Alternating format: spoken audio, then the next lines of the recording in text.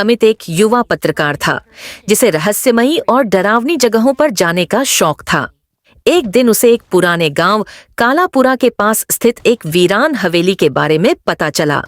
कहा जाता था कि वहां जाने वाला कभी लौटकर नहीं आता।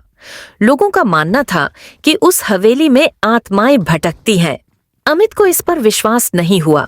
उसे लगा कि यह सिर्फ अंधविश्वास है। उसने तय किया कि वह खुद वहां जाकर सच्चाई का पता लगाएगा। उसने अपने दोस्त रोहन को भी साथ चलने के लिए मना लिया। रात के करीब 11 बजे दोनों दोस्त हवेली के पास पहुंचे। हवेली बहुत ही भयानक दिख रही थी। टूटी फूटी दीवारें, जगह जगह उग आई घास और टूटी खिड़कियां। हवेली के अंदर से हल्की हल्की रोशनी आती दिख रही थी, जबकि वहां कोई रहता नहीं था। अमित ने दरवाजा खोला, जो खुद ब खुद चू की आवाज करते हुए खुल गया। अंदर एक अजीब सी ठंडक थी, जैसे हवेली कई सालों से बंद हो।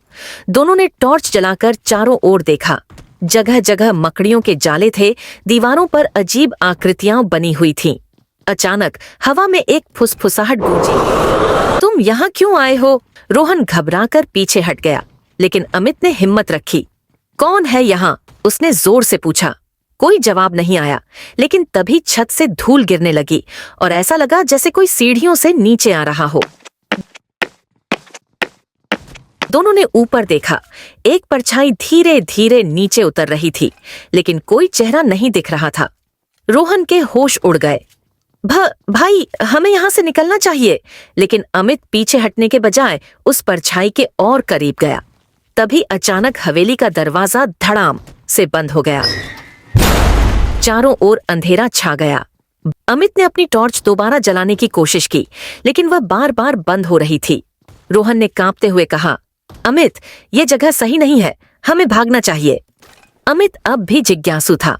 तभी एक पुरानी लकड़ी की अलमारी पर उसे एक फटी पुरानी किताब मिली। किताब पर खून के धब्बे थे। उसने किताब खोली तो उसमें हवेली की डरावनी कहानी लिखी थी। यह हवेली 150 साल पुरानी है। इसके मालिक ठाकुर रणवीर सिंह अपनी पत्नी और बेटी के साथ यहाँ रहते थे। एक रात किसी ने उनकी पत्नी और बेटी को बेरहमी से मार डाला। ठाकुर ने बदले की आग में गांव के कई लोगों को मार दिया। जब उसे सच्चाई का पता चला तो उसने खुद को इसी हवेली में फांसी लगा ली। तभी से उनकी आत्मा इस हवेली में भटक रही है। अमित और रोहन ने एक दूसरे की तरफ डर से देखा। तभी पास की खिड़की पर अचानक खून के धब्बे उभरने लगे। अब अमित को भी लगने लगा कि कुछ सही नहीं हो रहा। तभी पीछे से किसी ने उसके कंधे पर हाथ रखा। उसने तेजी से मुड़कर देखा, वहां कोई नहीं था। रोहन की हालत खराब हो चुकी थी। वह भागने के लिए दरवाजा खोलने दौड़ा, लेकिन दरवाजा जाम हो गया था। अचानक हवेली के अंदर बच्चों की हंसी गूंजने लगी, तेज, डरावनी और दर्दनाक। अमित ने टॉर्च घुमाई तो एक कोने में सफेद कपड़ों में एक लड़की खड़ी थी, जिसका चेहरा पूरी तरह जला हुआ था। उसने धीरे धीरे अपना हाथ बढ़ाया और एकदम कर्कश आवाज में कहा, तुम यहाँ नहीं बचोगे। अमित और रोहन अब चीखते हुए दरवाजे को जोर जोर से धक्का देने लगे। तभी अचानक हवेली की छत से खून की बूंदें टपकने लगीं। चारों ओर अजीबोगरीब परछाइयां घूमने लगीं। रोहन जोर से रोने लगा, हमें यहाँ से निकलने दो। अचानक हवेली के अंदर तेज आंधी चलने लगी। चीजें इधर उधर गिरने लगीं। अमित ने देखा कि पास ही की दीवार पर कुछ लिखा हुआ था, केवल आग ही इसे खत्म कर सकती है। अमित ने जेब से लाइटर निकाला और पास रखे पुराने लकड़ी के टुकड़ों में आग लगा दी। देखते ही देखते आग तेज हो गई। हवेली के अंदर से चीखों की आवाजें आने लगीं। लड़की की आत्मा दर्द से कराहने लगी और हवेली हिलने लगी। अमित और रोहन तेजी से दरवाजे की ओर भागे। इस बार दरवाजा खुद ब खुद खुल गया।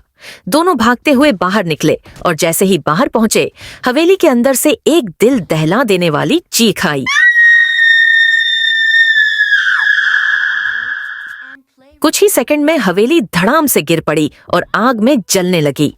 अमित और रोहन एक पेड़ के पीछे छिपकर यह सब देख रहे थे। क्या सच में खत्म हुआ सब कुछ?